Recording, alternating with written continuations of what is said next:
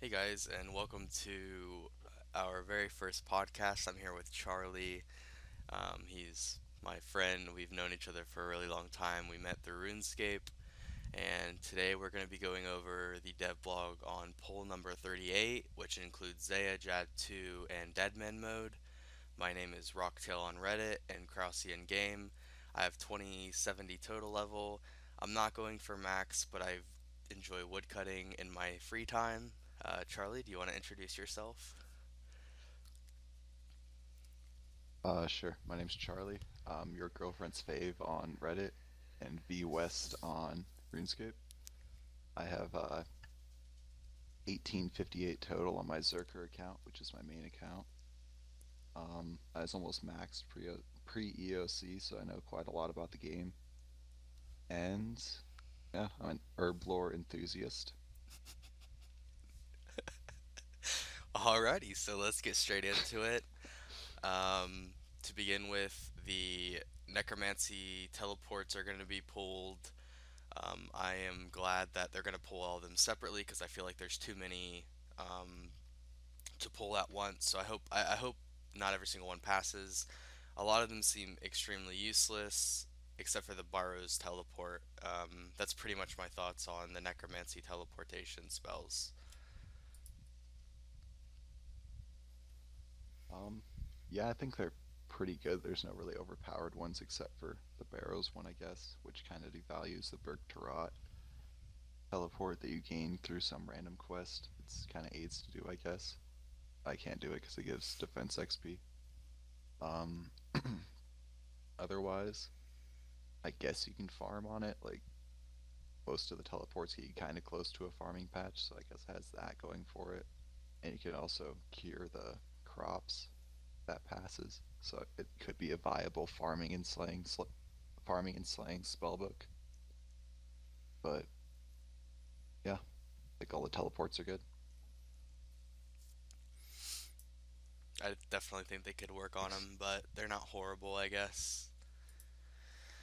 Um, so Yeah, there's the ghouls, Moritania, and outside Frankenstein's castle is pretty close to each other, but I don't think they'll both pass, so ever. right. Then they're gonna want to pass. They're gonna try to. Well, they're gonna pull Wines to Wine of Zamorak and Resurrect Crops. Um, Resurrect Crops might be okay, I guess. I don't see too much of an issue with it. But you have Geomancy as it is, so it kind of seems a little bit redundant. So I guess it's pretty much just a less efficient Geomancy of the Necromancy spellbook. And then you have Wines to Wine of Zamorak. Yeah. Um, yeah, I mean, I guess it'll work. It kind of balances out the wines that'll be coming into the game because of the grapevine that they're gonna pull. So um, I feel like it'll probably be botted because it's level 55 mage requirement. But wines are botted right now anyways, so nothing would really change. Just maybe a bigger supply of wines of Zamorak. Yeah, for Wines to Zamorak, I wonder if it's going to be using like a percentage chance of converting it. Say, like, use the spell once and your whole inventory, like, rolls for a percentage chance of converting, and you get like 5 wines per inventory, so it's kind of like a wine sink. They might do that, or they could do like a high cost per spell. So it's like keeping an artificial floor for the wines, so they can't go below like 600 GP at the rune cost. I don't know which way they're gonna do it, but it's a good spell either way. Um, just for Iron Men or whatever, helping the economy. For Resurrect Crops, I don't know how expensive this spell is gonna be, so I don't know how useful it's gonna be. But I guess it's kind of the non-logged in version of Geomancy, because with Geomancy you kind of have to be logged in to check your spells. And with Resurrect Crops, you can just log off, and if it died, oh well, you can have a chance to resurrect it. That's kind of cool. Yeah, so I do like that they're pulling new content for Isaiah to fill it out a little bit more. I do appreciate that. That's really nice. Um, the next thing is the farming outfit to the Hasidius Tiv minigame. Personally, I think it's fine. Um, I mean, we're starting to slowly get pretty much every skill is gonna have a XP outfit, and they're only efficient to get if you're going for 200 mil. So I think it's fine to introduce into the game. Plus, it always adds to Fashion Scape, which is nice. I hope it looks like the RS3 one. That would be awesome with the straw hat. Yeah, I feel pretty much the same about that. If, as long as it's not efficient to get, really, and comes from the mini game that's inefficient to do, Fashionscape's always a bonus. Straw Hat's pretty dope. Exactly. And then they also want to add the seed box. I mean, just straight up, I think it's gonna be useless unless you're a ultimate Iron Man, maybe. Um, I just don't see it having any real use, honestly. Maybe they should like, have some sort of bag they weave for head drops for the new insold heads because those get kind of overflowing in your inventory. They drop so many now. So that might be a kind of good reward to it, even though it doesn't tie into that family. It could be like a different sack, and then you use it for a different purpose. Put the heads in it. Yeah, they could easily implement it into the farming minigame in that it's like it's just a sack that you have to buy through this minigame, and then maybe you take it to the mages of Arceus and they imbue it or something so it can store a bunch of heads. That would make sense, and that would give it Yeah, I kind was of. thinking like a. I was thinking with the heads, like they have that new fruit for the farming minigame. It could just be like, because they're pretty big fruits, aren't they? Yeah. You could just say it's a sack for storing those fruits, and then have that in quotation marks, and then you put the heads in it. I feel like that would work. Oh It's a yeah, Jagex kind of badass. thing to Okay. do. Yeah, that makes sense. That'd be pretty cool. Um, Next there's the Vine House for House of Sidious, and they'll let you grow grapes, and you need 36 farming, and then it's gonna the higher your farming level, the more grapes you'll get. I think this is really cool to implement because hopefully it'll make cooking wines a really cheap alternative to cooking like sharks or something where you profit sometimes. Um, Not that cooking isn't cheap right now, but hopefully it pushes it so low that a lot of people just cook wines for cooking, and then it makes it makes cooking fish more profitable, and so you have like a a version of cooking that's fast, but it costs a little bit of money, and then you can cook fish for profit. And I think that's a pretty cool balance that cooking's never really seen before, in my opinion. Even in RS3, like there's nothing really like that. So I think it'll push cooking into new aspects, which is what Zaya was designed to do. So I think that's pretty cool. It also ties farming into cooking, which is something we haven't done before. So it's kind of like you're slowly building up your cooking stock with your grapes. Like, say you get 1,000 a week, you do a, an hour of cooking or 30 minutes of cooking every week, but it's really good XP. So it might be good just to get your grapes like every 5 minutes a day. So might be a good concept. Yep. Um, and then next for the reward for 100% favor with House Shazian, you can fight the new high level Lizard Man, and they'll drop the Dragon Warhammer. My general thought on this is that it's a pretty powerful weapon overall. They definitely need to adjust it a little bit, maybe reduce the spec energy required, um, nerf it at certain places such as Corp and maybe Zilliana. I think it would be actually kind of cool though to have a weapon like this that's used so often at Zilliana. So I don't know. I'm kind of like torn on it, but I know a lot of people are having concerns over it. So they're probably gonna need to address it regardless because the special attack's pretty overpowered, and it can hit like 70s, I think. So that's just pretty crazy for a one-handed weapon. Yeah, I feel like there's gonna be a new meta with PKing. and 60 attack peers coming back if this comes in. You're gonna be able to one tick like an AGS spec, and you get three specs. So that's really huge. Um, it can open up solo opportunities kind of for harder bosses. I feel like, so like Bandos, that you can spec it once right when it spawns. And you can do it for every single kill probably. That'd probably make it a little bit easier. Same with Sarah and other bosses that have high defense. Um, I think it does need a little bit of a nerf. Seeing as it's only a dragon weapon, seems pretty good. Even though it does have a lower speed, the spec is huge. So I see what they're going for, but if they are going to keep it like this, they can't have a common drop at all. Pretty powerful. Yeah. And then there's the idea that, I mean, the spec doesn't even, you just have to hit, you don't have to hit a certain amount. It just, you hit, and then it has a 30% flat reduction on their defense Exactly. level. So that's pretty over, like, that's just crazy to think about. So they definitely need to address some of the issues with the Warhammer, but I definitely think it can easily fit a niche. So I don't have a problem with introducing a Dragon Warhammer just in its current state. It's a little bit overpowered, and I kind of doubt it's going to pass a poll in its current state. But who knows? It's it's a good weapon, but do we really want best in slot weapons right now? Like, if it's a really good crush weapon, but still, it's not amazing, honestly. If you're gonna use it for a one-handed crush weapon, just a spec weapon is really good. It's kind of like a new dragon dagger.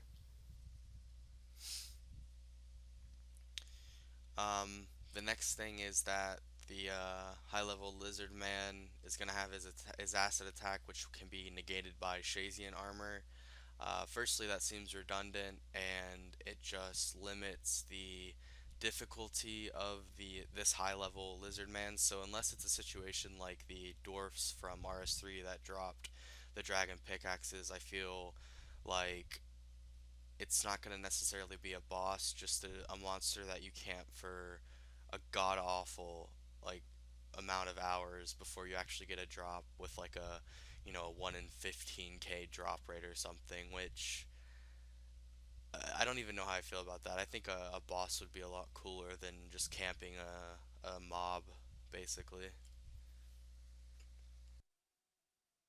Yeah, that's how I feel about it too. Maybe have a drop rate of like an upgrade for the Shazian kit. Like with like 90 smithing, you can attach it and it gives it maybe rune stats at 20 defense. So it can kind of buff initiate peers, which are kind of lacking. They still don't have vengeance, so I don't know, that kind of give them a little bit of a buff. They lost a little bit of a mage offense bonus with new robes coming in, so mystic robes aren't as big. I don't know. They're kind of a shitty peer anyway. That might help. It just gives some content to it, I guess. And then next we have the recoloring of Graceful. Um, and the specific concept they gave, it was just a straight copy from the Reddit. It is the Reddit picture. Hopefully they don't use this as a carbon copy for the design, because I think the only one here that really works well is the Lova King one, and then the Shazian one looks decent but can be worked on. All the other ones, the color schemes definitely need to be worked on. Um, but I think it has a lot of potential, and I think it's a pretty cool idea. Yeah, I feel like they should just use base colors and put them on the graceful, like get the three main colors of the house and put it on the graceful. Just rework the colors like the same color scheme. That way it won't look too out of place. Alright, so next we have the Dead Man mode section of this dev blog. The first one is Dragon Claws having a chance to drop from dragons at the rarity of a Draconic Visage. Um, I don't know. I feel like it's kind of a grab to. It's an attempt to grab a certain group of players to the mode, but it's fairly dead as it is, so I don't think it's gonna work too well.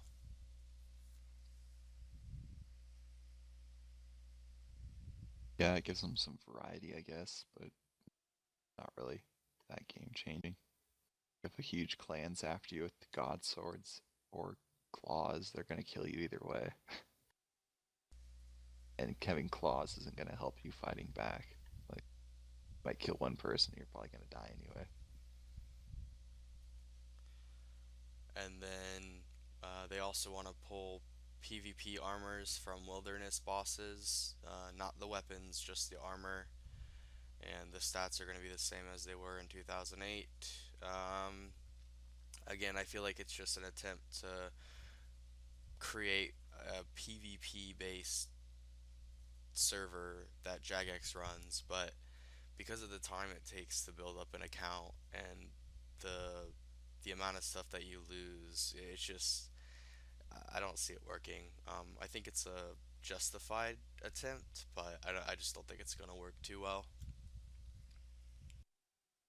Yeah, there's no like specific account builds as far as I know. Everybody just maxes and uses the best gear they can. So it's not like it's gonna bring any variety into it or any like differing gameplay. It's just better best in slot stuff that they're gonna use, I guess.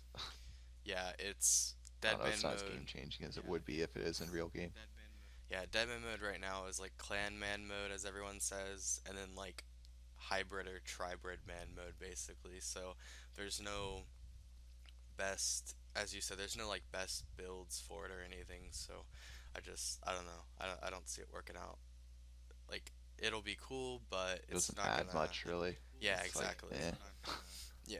Um, and then they also want to add a 6 hour like safe zone basically for new players, so you can't die. We can't get attacked within the first 6 hours of you playing. You can't get attacked. So, and it can be removed by talking to an NPC. Again, I think that's a lot better than the Dragon Claws or the Wilderness. Sorry, or the PvP armor. But I don't think 6 hours is enough to build up an account to where you can fend off clans. So I don't see that again working out too well in the long run. Yeah, it's just fundamentally flawed. That's not gonna save it. A 24-hour protection wouldn't save it. Like you need to be put into a clan like the second you get onto dead man mode. Like maybe put 4 different clans that people are split up into for each world, and you have to be in like your clan to fight people like in other clans. That might fix it. So it's actually based off clans, but otherwise I can't think of anything that'll really fix it. And then lastly, they want to add, well, there's actually two more things. The first one is basically if you attack anybody who is more than 40 combat levels less than yourself, you won't get a key for their kill unless they are skulled. Um, I think that's probably one of the best things for Deadman mode right now, but I think Deadman mode still is, as you said, fundamentally flawed, and I don't think it's gonna bring back enough people to justify having like 5 Deadman mode servers when there's only 400 people playing. Yeah.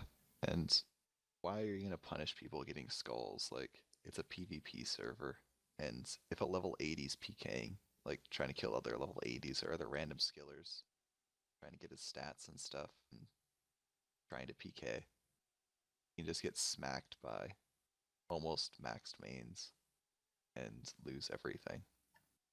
That's really fair. Yeah, I agree with that. And then lastly, for Deadman mode, we have the PJ timer that they want to add. That's similar to PvP Worlds. I'm not too knowledgeable when it comes to this. I just know that there's an issue with clans basically constantly tagging a single player in single combat zones. So um, I guess I'll vote yeah for it because it seems like it's a decent update for the mode. Another just putting a band-aid on a broken dam, really. Like kind of fixes it, but There's a lot more things that are way more broken that aren't being fixed by it. Yeah, fair enough. Um, so next we have the JAD 2 section. Um, so the first thing that puts me off about this is that they literally call the boss JAD 2. Let's discuss that first. A very good name. I probably had a good think tank session about that for a few hours. Finally came out with the name Jad 2. Doesn't even have like no Roman numerals or anything. It's just a 2. It's really boring. Yeah, so Yeah. What do you think about that great name? yeah, it just kind of puts me off. It reminds me of the Zaya release. But no, it's they should have. I feel like if they're gonna implement an update, they're gonna have to flesh it out eventually. So they should do so before they put it in a dev blog. It's really not a big deal, but it kind of is in a way because it just like the fact that I'm sitting here being bothered by a boss that's called Jad 2. We're voting on incomplete content. It's just, I don't know. It just kind of bothers me. But regardless, I think having further waves after you kill Jad is pretty cool. The only concerns I have are the Fire Cape stab stats, which are going to devalue the Artie Cape, which is fairly hard to get. And it's people actually go for it. Like, it's something that you go for when you want your gear. So I don't think adding a new cape that devalues that's a good idea.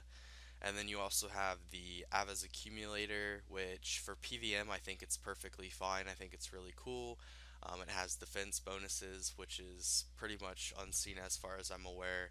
And then the only issue I think is in PvP, where I think you can hit a 51-51 with the Dark Bow in PvP because of its new 6 range strength.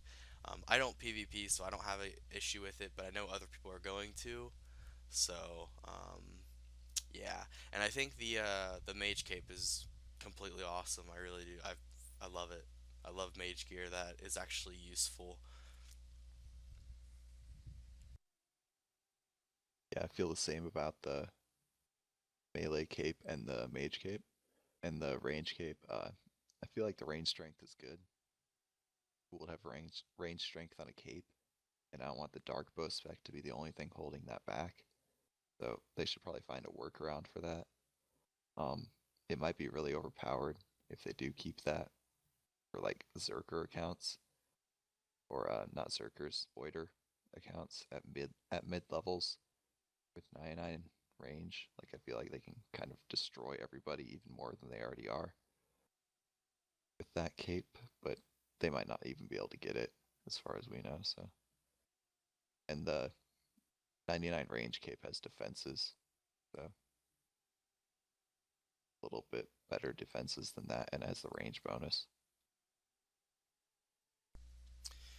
And then after that, there's just a few other questions that they're gonna ask. The first one is, should there be an additional skeletal wyvern cave that's task only?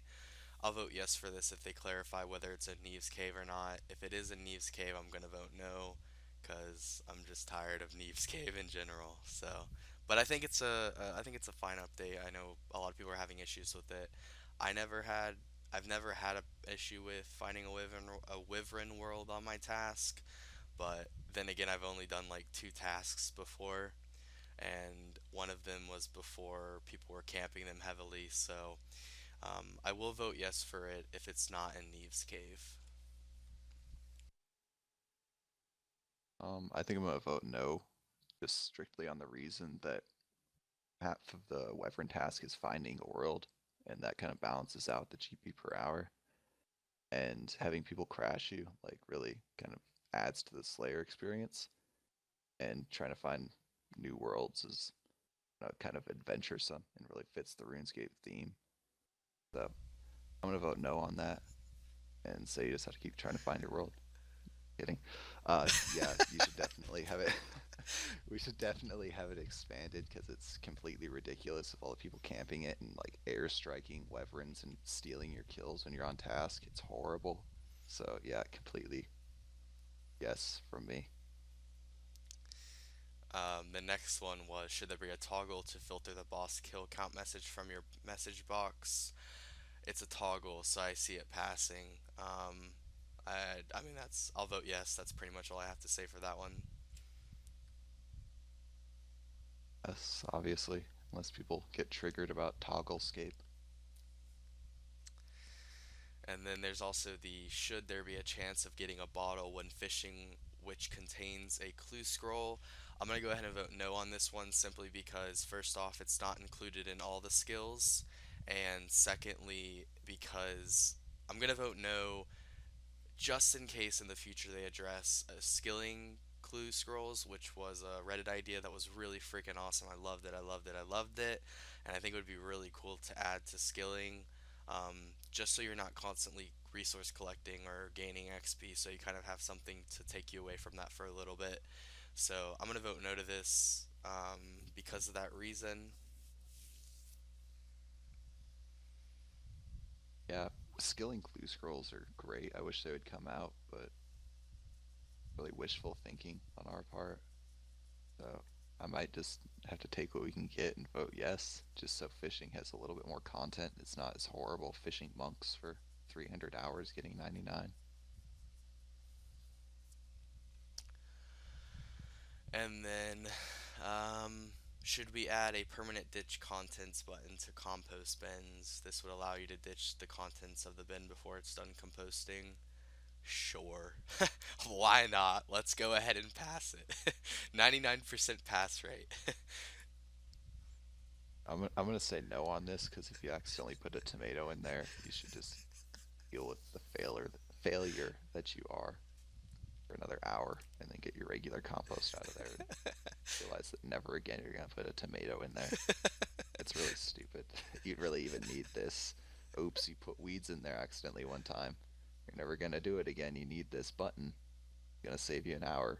Like, it's kind of stupid and redundant. Like, Yeah. pointless update, honestly. Yeah, I know at the beginning of old school I accidentally made the wrong compost or something because I didn't know how it worked. And I just How do I get it out of here? waited. I had to wait. Like I wasn't worried about like, can I not ditch these contents? Like this doesn't make sense to me. I should be able to reach down there and get them out. I don't know. I'll vote I'm just yes. gonna quit farming. This skill sucks. I'll vote yes simply because it just seems like a question you would, there's no reason to vote no for it. I don't see one. So I'll vote yes just because Yeah. whoever managed to get the mods to add this to a poll, they deserve to have this content. They're entitled to this. But So, yeah, it helps stupid noobs who put the wrong compost in and need to get that fixed immediately. So I guess we can vote that in. all right. Well, that's been the Dev Blog podcast. Next up, we're gonna do a Zaya, just a general Zaya podcast discussing everything that's included with Zaya and some suggestions that we've seen that we really enjoy for Zaya. And after that, we might start doing some Q&A podcasts. And if not, then we'll see you probably for the next dev blog or behind the scenes or, whatever comes out. So, hope you guys enjoyed this Just video. anything really. Yeah, just for anything really. Yeah, something we can talk about while we play RuneScape. So, but Content. if you guys do have any ideas for topics, just leave them below, and we will catch you next time.